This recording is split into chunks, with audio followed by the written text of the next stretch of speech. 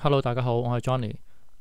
今次咧就介紹下點樣後期嘅時候，我哋幫啲相咧局部去做一啲補光嘅工作嘅。咁譬如你有時出去工作嘅時候咧，影咗一啲相翻嚟，先發覺，咦，有啲部分我哋個曝光唔係好準確喎。咁點算咧？有冇得救咧？咁樣咁喺 Photoshop CS4 裏面咧，咁我哋教一啲方法俾大家咧去做一啲局部去曝光嘅補救嘅工作嘅。嗱，咁呢一幅相咧係一幅食物嘅相啦。咁我自己睇嚟咧就覺得喺一個呢個露筍嘅位咧，就好似個光度唔係好夠咁樣。咁有咩方法咧？咁喺CS4 嘅版面嗰度咧有一個 adjustment 嘅 panel。咁喺 panel 上邊咧，咁我哋用一個 curve 咧去幫佢做一個增加曝光嘅。咁喺 curve 上面，我哋將呢條 curve 咧向上拉高，咁你發覺成張相咧個曝光咧就會增加咗啦。咁但係個問題出現嘅同時，就係話咧呢一個喺露筍呢個位嘅曝光咧就好似都幾好啦，唔錯啦。咁但係咧喺第二啲位置咧又可能會過度曝光咯。咁我哋今日咧就講下點樣做一個局部曝光啦。咁你開咗呢一個 curve 出嚟之後咧，咁佢會開一個新嘅圖層俾你嘅。咁開咗個新嘅圖層咧，個新嘅圖層咧上面咧就會自動咧就會有一個 mask 嘅，即係喺呢個位咧。咁呢度自動有個 mask 喺度嘅，就係呢個 mask。咁而家個 mask 嘅白色嘅意思咧，即係話佢本身呢一個遮色片咧就冇起到作用嘅，即係冇同你遮蓋咗一啲效果嘅。咁我哋點做咧？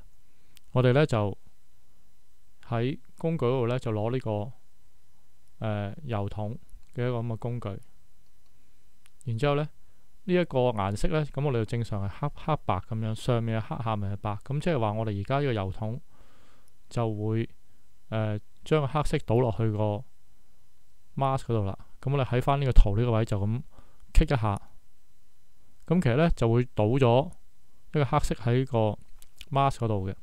咁個意思代表咩咧？個意思代表咧就將呢一個 curve 頭先做嘅效果，因為我哋頭先做咗一個將個光咧拉高咗，將個曝光增加咗個曝光。咁而家倒咗黑色落去嘅意思係，即係話我哋又冚翻呢個效果啦。咁我哋講咧就係話，其實我哋自己本身淨係想個露筍咧增加曝光啫嘛。其他嘅位置咧，我哋覺得個曝光都 OK 咁樣。咁我哋做即係一個咁樣啦。咁然之後咧，我哋咧就將呢個黑色同白色咧調翻轉去，撳一撳呢個，調翻轉佢。然之後就攞個 brush 出嚟，攞個筆，咁就 brush through。咁我將個 brush through 咧，將呢個工具咧，我哋較大少少啦嚇。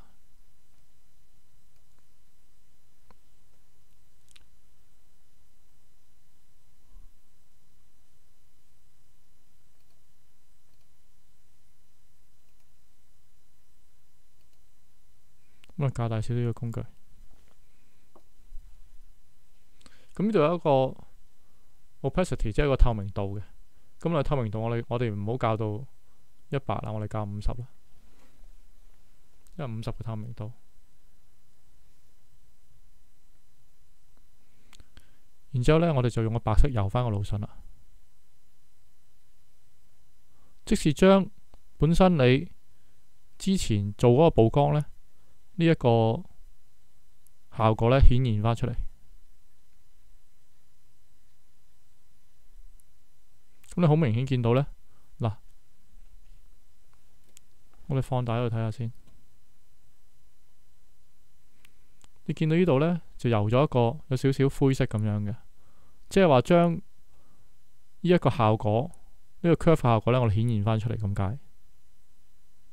OK，咁你睇到咧，而家咧嗰個露筍光咗啦。咁我哋試下熄咗個效果同開俾大家睇啦，熄咗，開翻。咁我哋做到一個局部曝光嘅效果。咁我頭先係校50% 啦，即是話我將呢一個曝光嘅效果咧，我哋顯現一半出嚟先嘅。譬如我哋覺得有啲位，咦可以再光啲喎，咁我哋再油。OK，咁大家呢，譬如我哋影完一啲相嘅時候呢，我哋發覺某啲部分嘅曝光唔足夠嘅時候呢，咁你可以用呢個方法做啦。